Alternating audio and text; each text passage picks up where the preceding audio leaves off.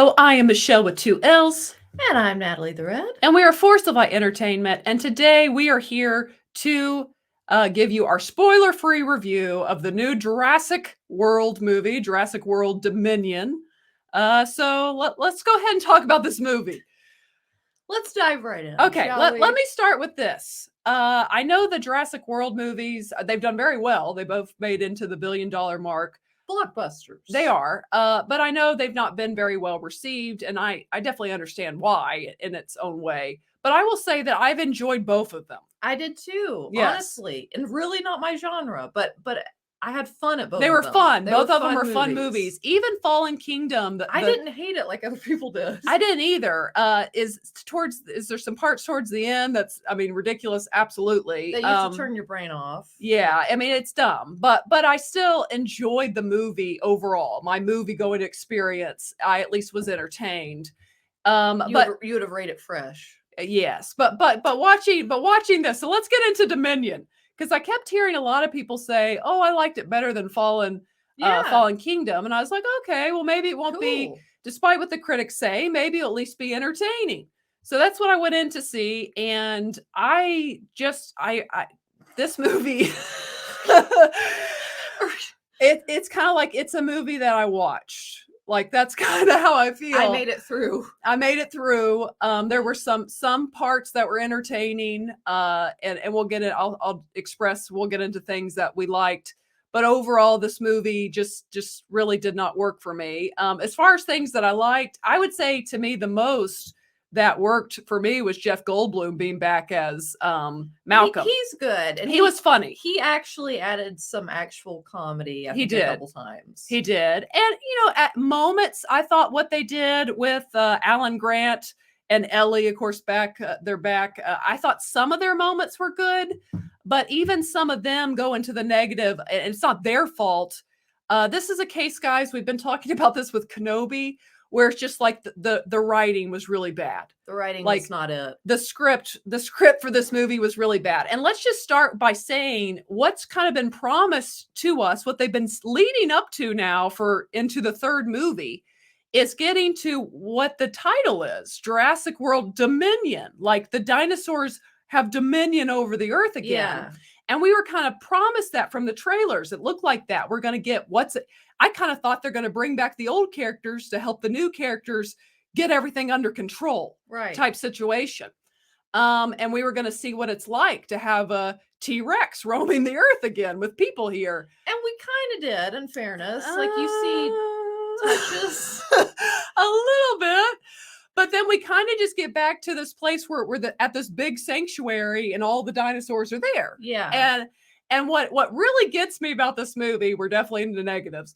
What really gets me, I told the positives. That's the best I can do. There we go. That was the best I can do. What really gets me about the movie is, again, Jurassic World Dominion. You've got big dinosaurs like T-Rex. You've got predators like the raptors. And what is the species villain of this movie? And nobody said anything about a bat. And it's a bug. It's a bug. It's locusts. That is what is the main villain of this movie. Not the T-Rex, not the Velociraptor. It's these darn flying bugs that can stay on fire and still dominate the world. What? I mean, if you want to see locusts have a part, I recommend another Universal movie, 1998's The Prince of Egypt, that did locusts far better than this. Way better movie. I mean, God did it better. So locusts are the main villain of this movie, and that's a hard pill to swallow. Yeah, like your antagonists are these flying bugs. Are locusts, and it's like they're like, the locusts might eat all the food supply and we could all die. And it's like, well, or we may die because there's freaking raptors and T-Rex roaming the earth and they might eat people. Okay, and let me say, if this weren't a movie about dinosaurs, we could buy it. Maybe that plot line would be cool. Yeah, the world-eating locusts. Yeah, the locusts that just destroy all the food source of the world. Yeah. But yeah, here it's like, really? We're going with locusts. But we've got dinos. We've got dinosaurs, let's man. use those. let's use T-Rex and things like that. And then secondly, I mean, this movie in general, even if they had given us what we wanted, which is them dealing with dinosaurs roaming the earth again, it's kind of like Dinosaurs. it's kind of like, so like, can missiles not take out the T-Rex? I mean, like you guys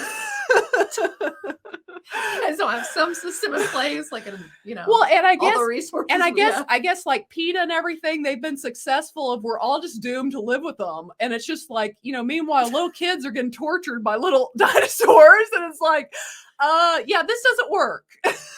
Yeah, the system wouldn't work. It would be like, let's just put the plant eaters on a deserted island and let them live in peace and die out as they die out, and the T-Rex are gonna have to go. We're not talking a little kitten scratch here. We're talking this could turn. We're talking turn vicious. Yeah, and we're talking they could like eat your head off type situation. It's never fun. No, it's not fun.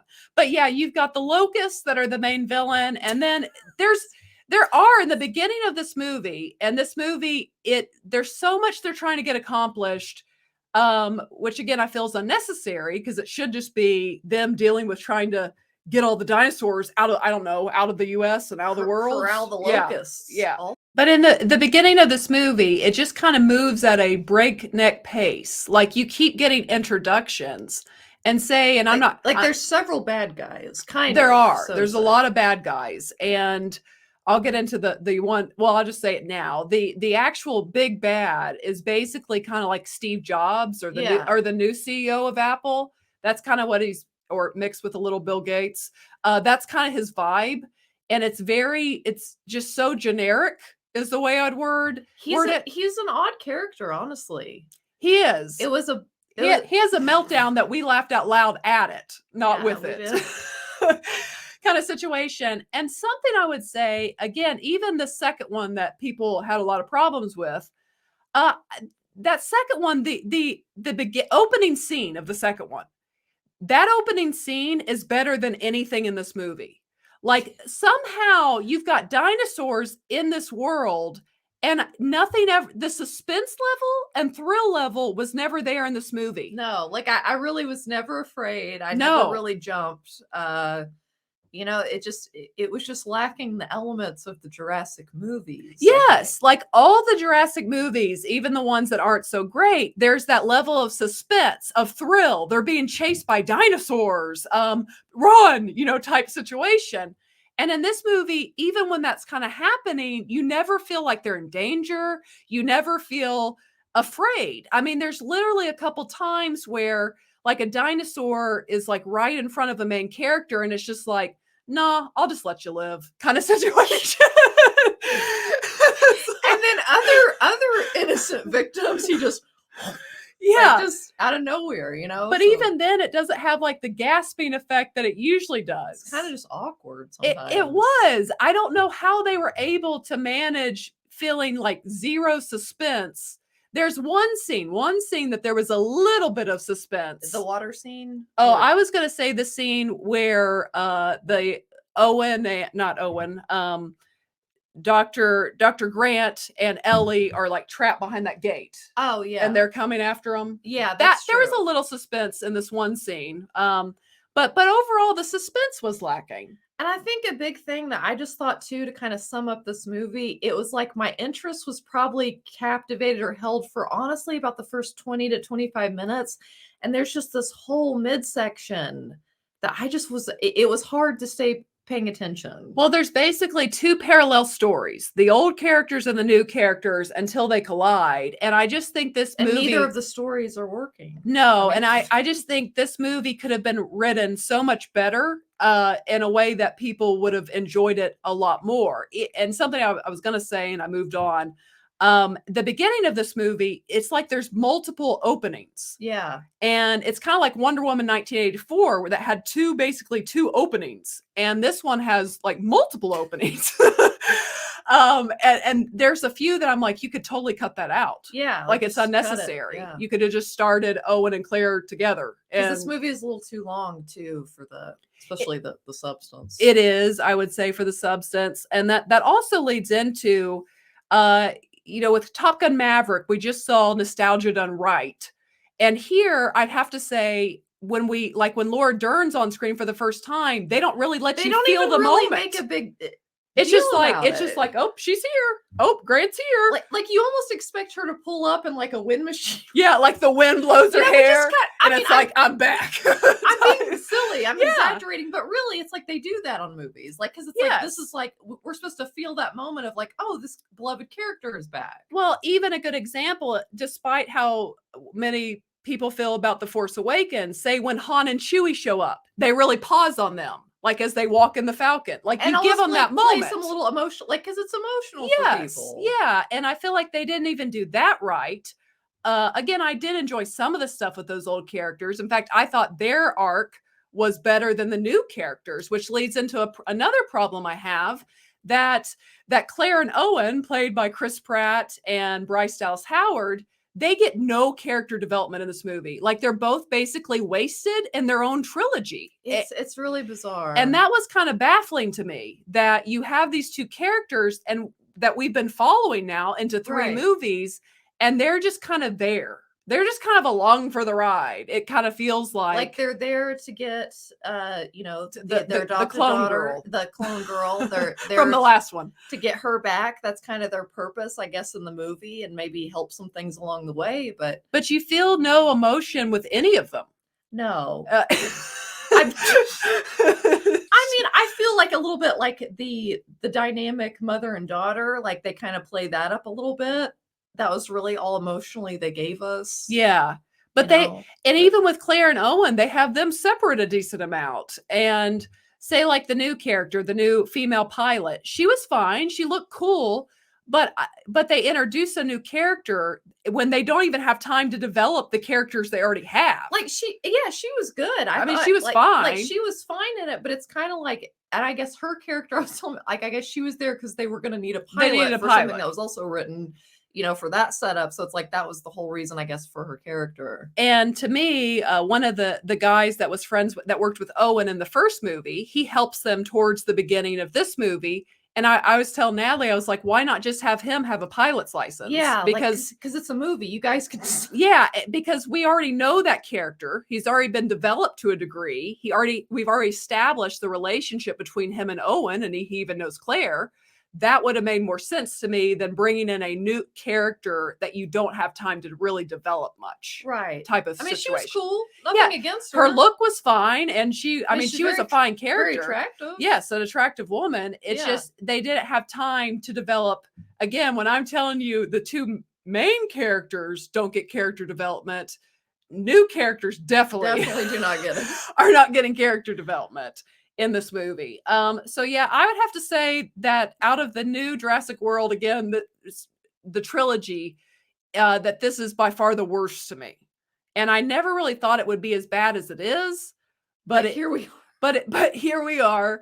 And it was pretty bad. And ranking this movie in all 6 Jurassic movies, I would place this 5, and it only comes before Jurassic 3, which I thought was unwatchable. I haven't seen that one. I've seen the first and second one of the original ones, but yeah, this movie it was definitely disappointing. Again, I didn't expect it to be some real intelligent, sharply written movie. No, not at all. But like, we go into it understanding that, but even that said, it lacked a lot. This missed the mark. Yeah, it definitely missed the mark. Unfortunately. It lacked a lot. And to the point, I'm almost like, at this point, and they probably will if it makes $1 billion, I'd almost be happy if they made a 4th one with Claire and Owen, just so they can actually really finish off their trilogy. Because this did not do that at all. Another thing you had pointed out is like it really didn't it didn't feel like an ending to those characters, the main 2 characters we've gotten to know. It really, like we said, it feels like they're kind of like side characters,